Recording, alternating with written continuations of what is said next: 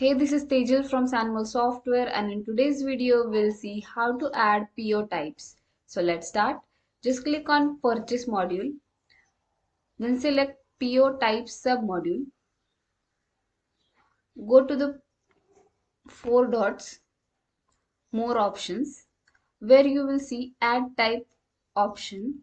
From the same menu, you can export the list of Excel, CSV, and PDF. To create a new PO type, just click on Add Type. Then enter the required details such as description. Then add the GL.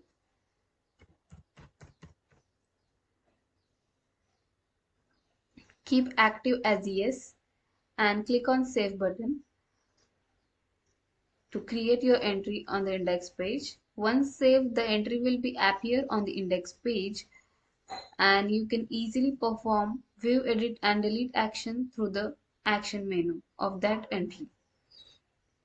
You can also use a filter option to filter and find your specific PO type entries like this. This is how you can add your PO types. If you get any queries to add your PO types, then please connect us at contactus@sunmosoftware.com. See you in the next video.